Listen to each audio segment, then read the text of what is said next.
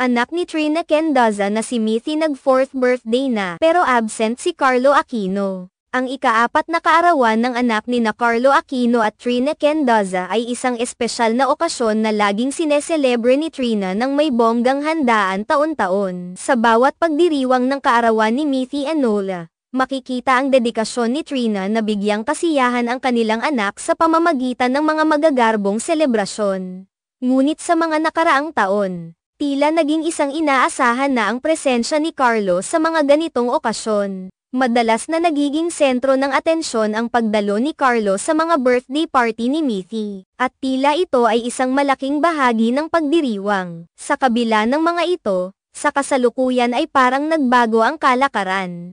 Nitong taon, napansin ng marami ang isang tila espesyal na pag-uugali ni Carlo. Sa isang Instagram post, ipinahayag ni Carlo na hindi siya makadadalo sa party ng kanyang anak. Ang kanyang mensahe sa caption ng post ay nagkaroon ng tono ng pag-aalala at pagsisisi na hindi siya makakasama sa espesyal na araw ng kanyang anak, ngunit siya ay naglaan ng oras upang ipahayag na makikita kita sa lalong madaling panahon. Sa kabila ng kanyang hindi pagdalo, positibo pa rin ang reaksyon ng mga tao sa magkahiwalay na mga post sa Instagram ni Trina at Carlo. Mukhang tinanggap ng mga netizen ang sitwasyon ng may pag-unawa at suporta. Sa parehong mga post, makikita ang mga komento na pumapabor sa magandang relasyon ng pamilya, kung saan maraming netizen ang nasisiyahan na si Mithy ay may oras na kasama ang kanyang mga magulang. Maraming mga tagahanga ang nagbigay ng kanilang suporta at nagbigay ng papuri sa pag-uugali ni Carlo sa kanyang mga post. Gayun din sa mga pagsisikap ni Trina na tiyakin na masaya ang kanilang anak sa kanyang kaarawan. Ang presensya ni Carlo sa mga post ay nagpakita ng kanyang pagnanais na makibahagi pa rin sa buhay ng kanyang anak kahit na hindi siya physically present sa kanyang kaarawan. Ang mga ganitong sitwasyon ay nagpapakita ng realisasyon na kahit na may mga oras na hindi nasusunod ang inaasahang mga tradisyon o presensya, ang tunay na halaga ay nasa pag-aalaga at pagmamahal na ipinapakita sa pamamagitan ng iba't ibang paraan. Ang pag-uusap at ang pagkakaisa sa pagitan ni Trina at Carlo ay patunay na kahit na hindi nila magagawa ang lahat ayon sa plano, mahalaga pa rin ang pagsisikap na makabawi at makipag-ugnayan para sa ikabubuti ng kanilang anak. Ang mga netizen ay tila tinanggap ang sitwasyon ng may bukas na kaisipan at positibong pananaw,